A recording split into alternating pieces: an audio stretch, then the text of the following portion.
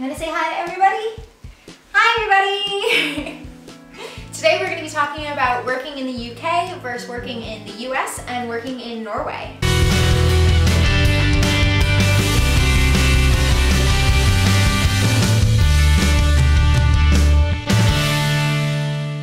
You guys are all familiar with me by now. My name is Sunny, but this is my friend Ingeborg. In Norwegian, Ingeborg.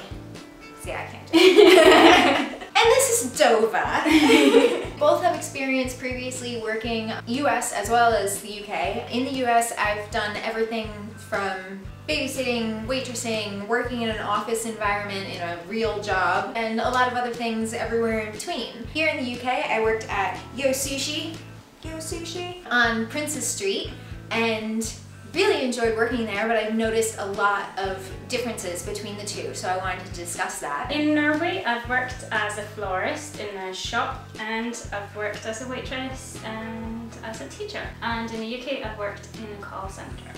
So the first thing that I noticed, and then obviously Joe had a job here as well, we both had 3-hour trial shifts at our jobs before we got hired. They're not able to pay you for the 3-hour trial shift, but at Lush I got a free sample, and then at Yosushi, when you do a trial shift, you get a free meal. But for an office job, did you have any type of trial shift, or? No, I just had an interview, but that was computer-based, so I did like a test online before I was accepted. So this was all through an agency, so it's not through the company itself. I think they do a lot of different call centers maybe, where you kind of pretend to be in a call center environment and solve tasks like based on a call center. So you like pick the right question for this kind of issue, and So did you have an in-person interview at all? Yeah, I did as well. I showed up there and just had a little like chat with the people. They asked me like what I would do in different situations, and it was just like a casual kind of conversation. Okay. And maybe it's good to have a trial run as well for yourself, because then you can see what it is to be in that environment. Totally. Those 3 hours are not just for them to see how you're doing, but you need to, during those 3 hours, assess if it's something that you want to continue doing. A probationary period is pretty standard here in the UK. When I worked at Yosushi and when Joe worked at Aldi, both of our trial periods or probation periods were for 3 months. During that time, it's basically much easier for management to fire you if they feel like you're not a good fit. And 3 months does give a really good idea of how somebody is as an employee versus those first 3 hours for the trial. Yeah, where I worked in the call center, we had a 6 months probation period. And during those 6 months as well, you couldn't be sick or... Really? Yeah, you didn't get paid if you had sick leave at least. For us, after you pass the 3-month period, it is much harder to get fired. Yeah, I think that's the same for where I worked in the UK. After the 6 months, it's much harder. But how is that in the US then? Do you have a probationary period there as well? I think you do in Norway as well. Yeah. Well, yeah, you do, kind of, but it's really easy to... No, it's really hard to get fired in Norway. You can't really be fired for anything. In the US, the bigger corporations, when I worked at Verizon Wireless, where I met Joe, so he was obviously working there as well, one of the managers was trying to get Joe fired. Like, really trying to get Joe fired. So she was writing him up for everything because she was trying to build a case against him as to why he should be fired. In the US, at least in New Jersey, where I'm mostly from, it's law that if your company has 50 people or less, now this might have changed, but last time I was there and last time I checked, it was 50 people or less in New Jersey. They can fire you for any reason. They don't have to give you a reason. When my mom had her second child, my younger brother, she got fired because she was pregnant again. But is that really legal to do that? Can you do that still? I believe so. In the US, the laws regarding firing people and insurance and like all the different things that businesses in other countries are required to provide or abide by are varying depending on the size of your company. The smaller the company, the more lenient everything is and the less rules you have to abide by. The larger the corporation, then you're in those areas where it's required to have certain things. New subscriber! Thanks Andy Salsa 1974 for subscribing.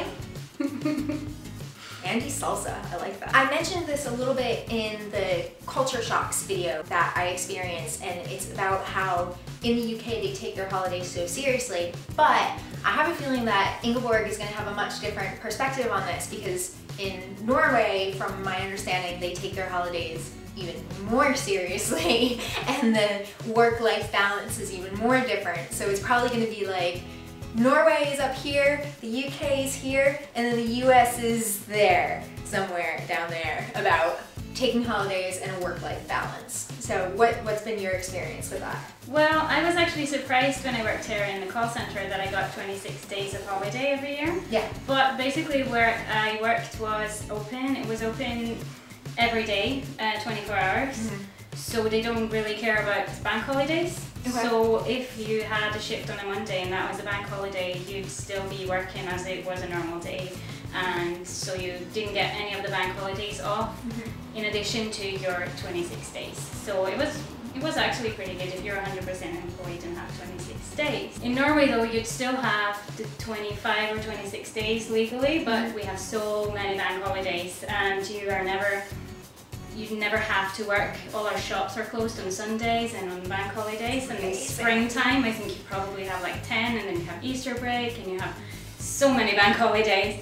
And if you have to work on a bank holiday in Norway, you would get 100% your salary, or at least 50% your salary for all the hours. On top of the money that you already make. Yeah, so yeah. Like double or time and a half. So say you make £15 an hour usually, you'd get 30. In the US, for those that don't know, you can get paid time off, but it's a company to company, whatever their corporate policy is. There are 0 laws in the US that require a company to give you any paid time off whatsoever. I believe that we are the only first world country that is like that. Holidays don't matter, they make you kind of lazy. Like, why are you going to be out of the office, and aren't you worried you're going to get fired? Because that's a real fear. People are afraid to take their vacation time because most companies that I've worked for, if you don't take your vacation time that you're entitled to within the company, they'll pay you for that.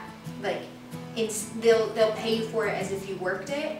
Basically, every incentive is put out there so that you don't go on vacation.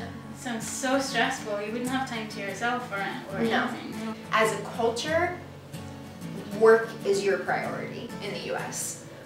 So here, I was really surprised, like the start of this past year, they were like, everybody plan all of your holidays, try to write them in the calendar so that we can figure out schedule. If you can't plan your holidays ahead, like that's okay. But that was such a priority in this, waitressing. I'm a waitress and I get paid time off. That's never heard of in the US. Like, that was, oh my God, it was amazing. I was thrilled. And like last year, towards the end of the year, my boss actually pulled me aside and said, you haven't taken off and you have paid time off that you're required to take. You need to go on holiday. You need to take that time off. And I was like, really? Like, that's awesome. And in the UK, you're required, no matter what position you hold, to get 5.6 weeks off each year. So I have some numbers that I know everybody in the comments is going to be, that's not true. But anyway, do you like my voice for the people that argue? The average American working for a company for 20 years at one company receives 20 days of paid vacation.